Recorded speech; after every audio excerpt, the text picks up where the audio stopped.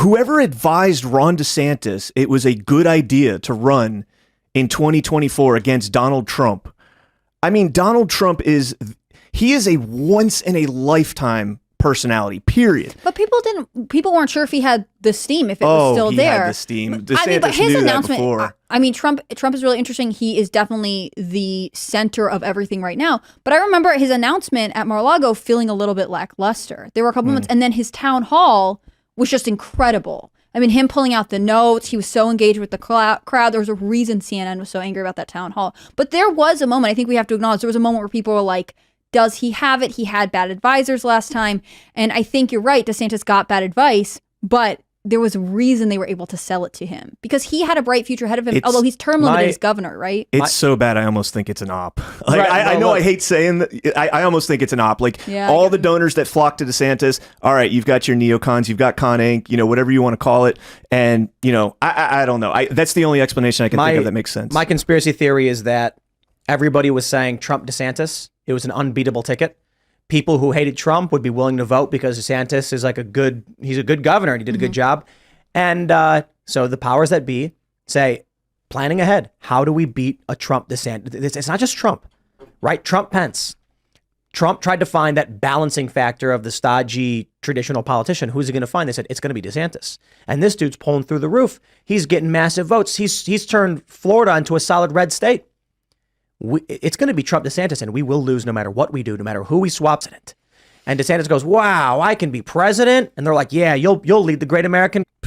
Why they attack people so relentlessly for no reason. And I'm like, this was the point.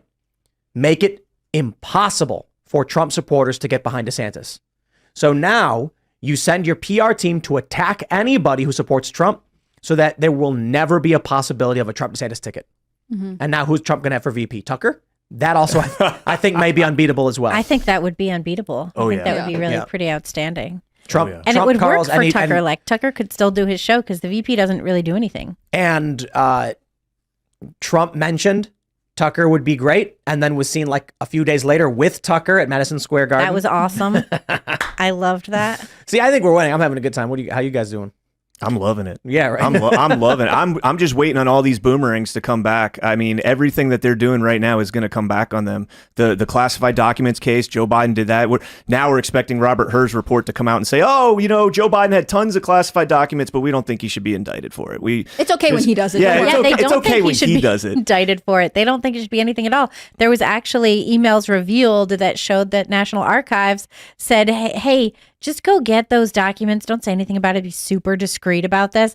And then with Trump, they drag in the FBI. They alert Secret Service. Trump's out of the building. They swarm in. It was just insane how he's been treated in all of these cases. You and I were talking before the show about what's going on in the Jan 6th case and how Trump's attorneys recently filed a motion. What was it? And the motion was like... to reveal all the FBI agents that were in the crowd. Or feds. Feds. Anybody who was associated with the DOJ in the Capitol, near the Capitol, who was part of that whole thing. And I think that's really going to show what was happening then. Yeah, I think so too. I think it's going to reveal that there were feds inciting at January 6th, like we've thought all along. There's a lot of interesting stuff going on with that. I mean, he's got a motion to reveal all the, to stop from the destruction of classified documents that reveal foreign interference in the 2016 and 2020 election. I mean, that is huge. They're trying to destroy those documents?